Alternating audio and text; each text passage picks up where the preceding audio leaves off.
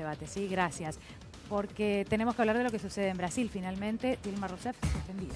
Exactamente, y le damos la bienvenida a Pedro Gabriel, que está con nosotros. Hola Pedro, buen día. Buen día, un gusto estar Bien. otra vez aquí. Bueno, Sí. un día, a ver, conmocionante para toda la región, ni que hablar Brasil, pero digo para toda la región, en lo que significa destituir a la primer presidenta brasileña y al primer presidente brasileño en estas condiciones, ¿no? Sí, efectivamente, una situación bastante particular, porque primero es suspendida la presidenta por un máximo de 180 días, esto hay que recordarlo. Ella todavía no es culpable, va a iniciarse un proceso, pero si uno piensa que en el Senado y en la madrugada votó mayoritariamente por destituirla, es muy probable que el mismo Senado que la tiene que juzgar efectivamente la considere culpable. Pero falta mucho para eso. Ese proceso dura 180 días. Mientras tanto, el vicepresidente Michel Temer asume como presidente interino. Tiene las facultades para cambiar todo el gabinete y es justamente lo que va a hacer. Lo viene anunciando ya hace tiempo que va a cambiar todo el gabinete y es lo que va a hacer. Y va a haber un giro político. Va a ir claramente a lo que se llama la derecha en Brasil. No usamos la palabra derecha de manera peyorativa, pero creo que todos entienden cuando más o menos uno dice es un gobierno que va a la izquierda o va a la derecha. Un gobierno que claramente va a aplicar políticas neoliberales, que se va a diferenciar del gobierno de Dilma Rousseff, es lo que dice Michel Temer, pero además tiene otra particularidad. Va a sumar a su gabinete a aquellos que perdieron las elecciones del 2014. Por eso también la presidenta Dilma Rousseff dice, acá hay un golpe de Estado. Porque quienes van a estar en el gabinete son los que perdieron las elecciones en octubre de 2014. Pedro, bueno, recientemente hablábamos de eso, ¿no? Y del poco apoyo que tiene desde la mirada de los brasileños, ¿no? Quien es hoy el vicepresidente, bueno, y por estas horas, ahora ya el presidente de los brasileños. Pero yo quiero preguntarte al respecto de la causa que la lleva a Dilma Rousseff a juicio político, porque me da la sensación de que, y sobre todo los argentinos, ¿no? Por la distancia, hay una gran sensación de que se trata de corrupción, que el maquillaje de cuentas públicas se relaciona con, o del presupuesto con, bueno, a ver, había 12 millones y Dilma se guardó la mitad. Y no, en realidad no se trata de eso, se trata de la modificación en el presupuesto y la utilización de dinero de los bancos. ¿Con qué fines? Contanos un poco de eso para que quede bien claro, porque es la razón por la cual se está sacando un presidente. Exactamente, y además lo que ella hizo, más allá de si es correcto o no correcto, no sé yo quién lo va a juzgar, obviamente, es manejar las cuentas como hicieron los presidentes anteriores del Brasil, como hacen prácticamente todos los gobernadores en el Brasil y probablemente también en otros países. No significa robar. No significa robar, de ninguna manera. De ninguna manera. Ahora, si uno escuchaba el debate ayer y en la madrugada de hoy, en el Senado brasileño, se metía todo en la misma bolsa. Dilma estaba acusada de corrupción, del rumbo de la economía, incluso una revista, la revista Bella, esto creo que lo comenté ayer aquí también, decía que Dilma Rousseff le metía miedo a los ministros, de tal manera que una ministra se hizo pis en los pantalones delante de ella, de tanto miedo que tenía. Sí, que Lula había pedido asilo político en Italia. Eso también la revista Bella publicó. Algo que después la propia embajada desmintió. Tal hay cual. mucha confusión al respecto de esto, muchas cosas que no... Es que la confusión la provocan los propios brasileños que buscaron el impeachment, el juicio político, buscaron meter todo en la misma bolsa para decir que es el gobierno más corrupto de la historia, poner en la misma bolsa a Dilma Rousseff, a Lula da Silva. Más allá de los detalles, y esto lo hemos dicho acá en más de una oportunidad, el objetivo político era destituir a Dilma Rousseff, derrocarla. Y el objetivo político también era evitar que Lula pudiera presentarse en las elecciones de 2018 como candidato con mucho prestigio. Por eso va la policía a buscarlo, porque acá hay una trama jurídica, política, mediática. Lula sigue siendo un político muy popular. Algunos dicen el más popular de la historia de Brasil. Difícil de medir si esto es así o no. Pero ahora, claro, ha recibido un golpe Dilma y ha recibido un golpe Lula. Pedro, ¿vos creés, porque yo decía, la primera mujer presidente en el Brasil, la primera destitución como mujer, digo, ¿no? Porque el color de Melo es otro caso que ha trascendido también en el mundo y demás. ¿Vos crees que pueden llegar a empatar la imagen de Dilma con la de Collor de Mello? Porque es diferente la situación, pero por lo que vos decías, lo que ocurrió dentro del recinto, donde se mezcló todo, ¿crees que para la historia brasileña va a quedar casi como una Collor de Mello pero mujer? Es difícil responder a esta pregunta. Que existe misoginia en Brasil, no cabe la menor duda.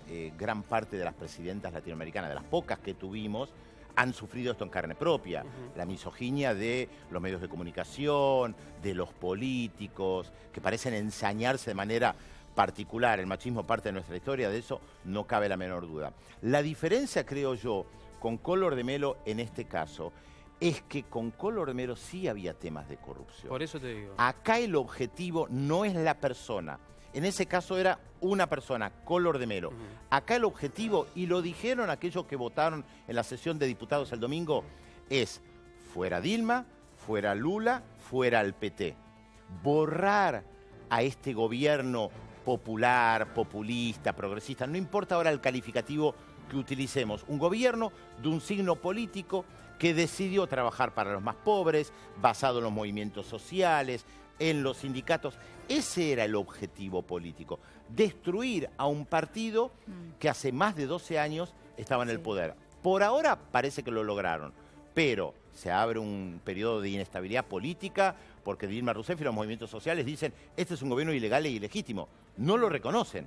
Sí. Esto puede provocar un quiebre en el Mercosur, esto puede provocar un quiebre interno importante. Creo que han abierto una caja de Pandora y sabemos que de ahí surgen muchos demonios. Bueno, ahora vamos a hablar de lo económico, porque también lo tenemos a Julián acá y tiene mucho que ver lo económico en Brasil con lo que está sucediendo, ¿no? Pero al respecto de la aplicación, vos mencionabas al Mercosur, se habló también mucho de la posibilidad de la aplicación de la cláusula democrática, teniendo en cuenta las relaciones comerciales, sobre todo con Bolivia, que tiene Brasil, ¿no? Que es altamente dependiente, bueno, y también en los otros países, incluso la Argentina. ¿Vos creés que esto es posible? Y es muy difícil de pensarlo. Brasil tiene frontera creo que con 9 países de América del Sur. Es una potencia. No es lo mismo suspender a Paraguay, como pasó cuando destituyeron a Fernando Lugo a través de un golpe de Estado parlamentario, que suspender a Brasil. Bien lo dijiste en el caso de Bolivia. Bolivia le exporta gran parte de su gas a Brasil. Y si bien hubo conflictos, incluso entre Lula y Evo Morales en el pasado, los dos entienden que se necesitan.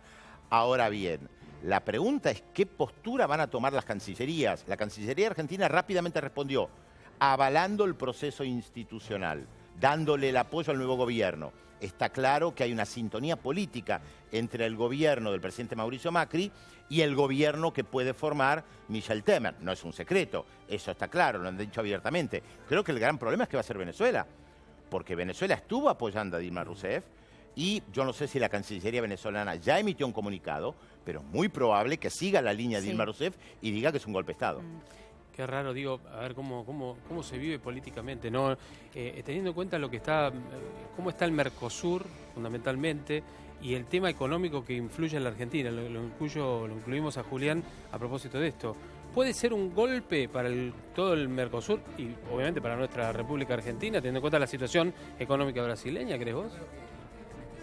Parece que, como siempre pasa en términos, por ejemplo, financieros, los mercados se adelantan a determinadas situaciones y lo que hoy ya tenés en Brasil es un 2015 que ya pasó con una caída del Producto Bruto muy fuerte de más de 3 puntos, un 2016 que probablemente vas a tener también una retracción muy fuerte en términos económicos. Pensemos que Brasil venía creciendo a tasas realmente muy importantes y que de pronto se frena la economía y tenés una caída muy fuerte y una inflación que viene creciendo. Y este no es un dato menor, digamos, ¿no? Porque la inflación siempre lo que termina es pegándole muy fuerte a los salarios. Entonces, en un contexto donde hay menos trabajo y donde tenés un menor poder adquisitivo de mucha gente, que obviamente hay mucha desigualdad en Brasil, como pasa en la Argentina también, digamos, ¿no? Pero donde la pérdida del poder adquisitivo hace que esas familias tengan menor acceso directamente a alimentos.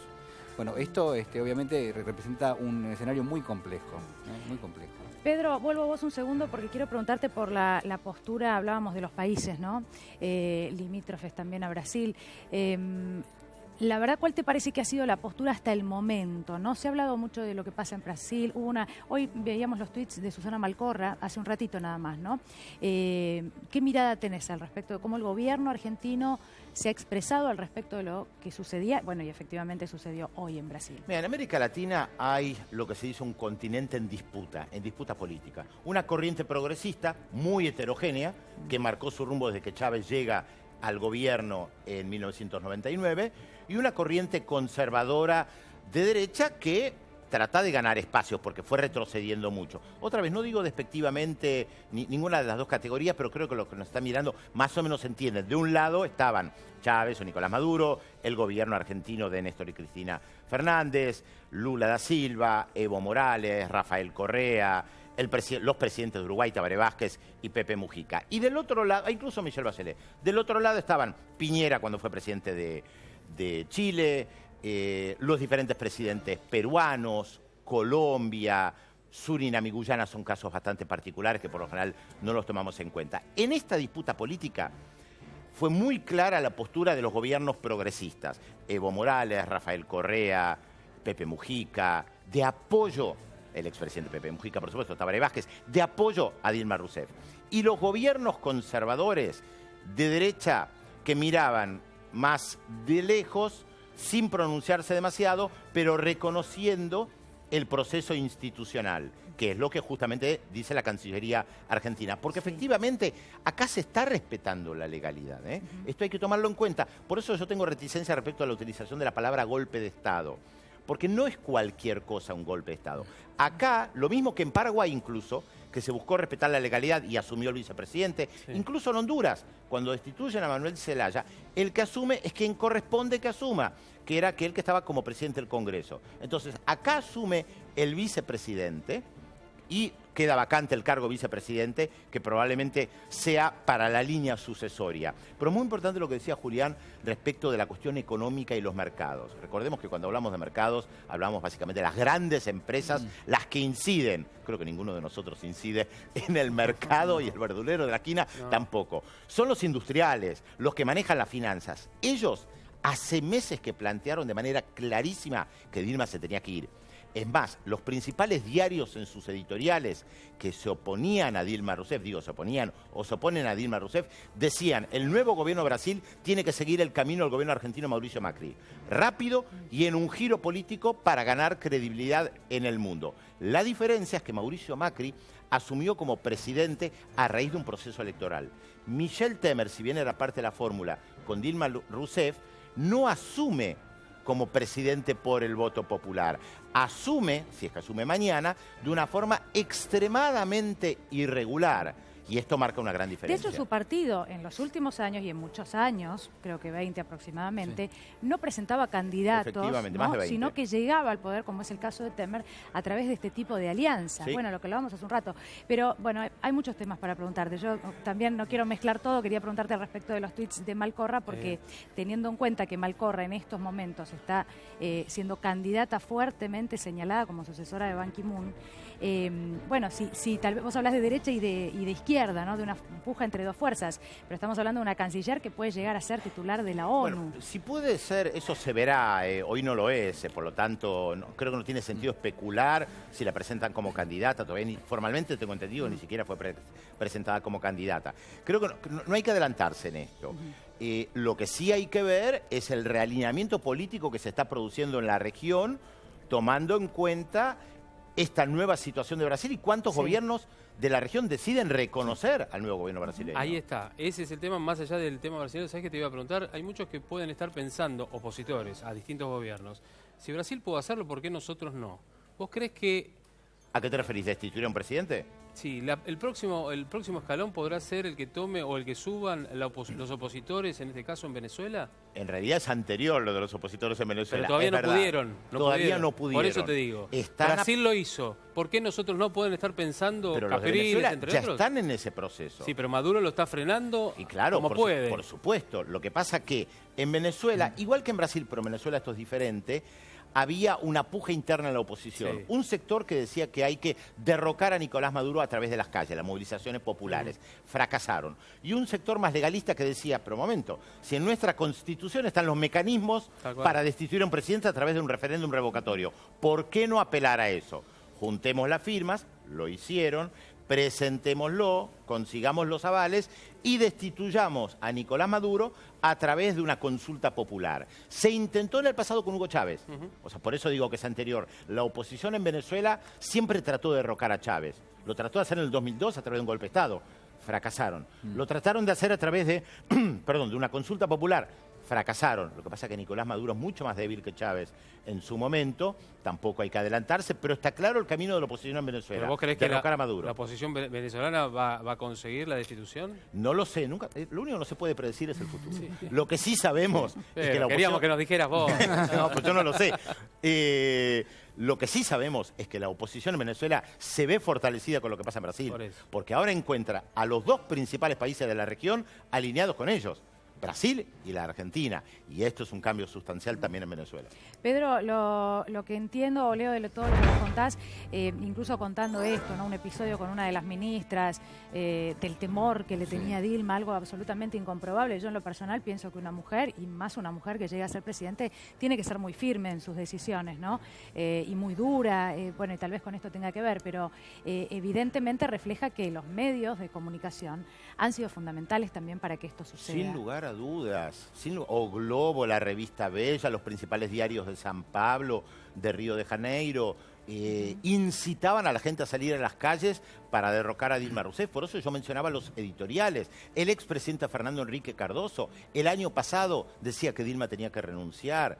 El candidato presidencial Aécio Neves, que había perdido con Dilma Rousseff, a los pocos meses decía que Dilma tenía que renunciar. Los medios de comunicación se cansaron a principios de 2015 de publicar encuestas que decían que Dilma Rousseff no era popular. Salían los políticos, mostraban las encuestas y decían, ven, nadie la quiere a Dilma Rousseff, que venía de asumir. Nadie la quiere a Dilma Rousseff, las encuestas le dan el 9% de popularidad, se tiene que ir. Por lo tanto, fue todo un proceso de destitución de Dilma Rousseff, por eso digo, hay una trama política, jurídica y mediática, sin lugar a dudas. Pedro, perdón, sí. No, decía con respecto a eso, digamos, en función de lo que puede llegar a afectar a la Argentina, ¿no? Todo este proceso, que muchos dicen que ahora Michel Temer, además de nombrar su gabinete, donde va a estar entre otros el ministro de Economía, como ministro de Economía, alguien que estuvo al frente del Banco Central, Mireles, en principio, efectivamente, Mireles, que estuvo con Lula al frente. Que estuvo con Lula, claro. exactamente, que es un referente y que ha tenido muy buena gestión, digamos, ¿no? Se lo reconoce mucho. La pregunta es si tiene margen ese nuevo gobierno para lanzar lo que algunos sectores le están pidiendo, que es un paquete de ajuste, no digo parecido al que se aplicó acá, pero sí, de alguna manera, una reducción del gasto público. Bueno, eso versus lo que es sostener los planes sociales, digamos. Me parece que hay una puja ahí importante donde da la sensación de que van a tener un margen, pero no demasiado, ¿no? Yo coincido con vos, creo que esta crisis institucional marca una inestabilidad política muy grande, porque ahora esto que vos planteás, a mi juicio, se va a trasladar a las calles. No va a ser solamente una puja parlamentaria. La puja parlamentaria ya la perdió Dilma Rousseff. Sí. Los movimientos sociales, al calificar a este gobierno como ilegal y ilegítimo, no van a aceptar estas políticas de ajuste. Las aceptaron, porque las hubo, con Lula y con Dilma, porque ellos tenían todavía la autoridad de ser reconocidos como el primer presidente obrero, como parte de los movimientos populares. Lula y Dilma decían, lo tenemos que hacer, no nos gusta demasiado, pero seguimos apoyando a los sectores populares. Era el discurso de Lula y Dilma. Tenían todavía la credibilidad. Temer claramente es de otro palo, como diríamos nosotros. Por lo tanto, es claramente una política de ajuste que responde a los sectores empresariales que se lo piden, a los grandes medios de comunicación que se lo piden, y esto yo creo que marca un cambio general de la política brasileña que realmente no sabemos qué es lo que va a pasar. Obviamente Temer está legitimado por lo que habla la Constitución Nacional y por la forma que fue suspendida Dilma Rousseff.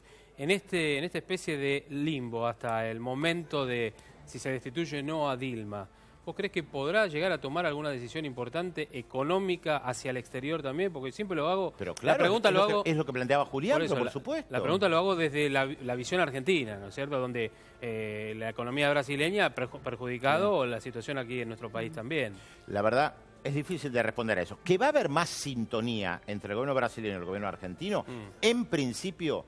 Esto es así. Que va a haber sintonía entre los ministros de Economía, en principio esto es así. Pero también hay que recordar que cada uno de los sectores empresariales locales privilegia primero lo suyo. O sea, el objetivo del empresariado brasileño es tener ganancias, primero ellos, y no salir a favorecer a los empresarios argentinos. Entonces hay que ver cómo se resuelve esto. Claro, el proteccionismo. Muchas preguntas y pocas mucho respuestas más por para ahora. preguntarles a ambos, ¿no? Bueno, están pasando cosas muy importantes, ¿no? Pedro, muchas gracias. Gracias a ustedes, como siempre. Por estar aquí. Un gusto verlos. Julián se queda con nosotros. Y recordamos que en el día de hoy ya se espera en pocos minutos nada más que hable Dilma Rousseff. Así es. Bueno, Temer ya tiene listo todo su gabinete. Esto es lo que ha anunciado.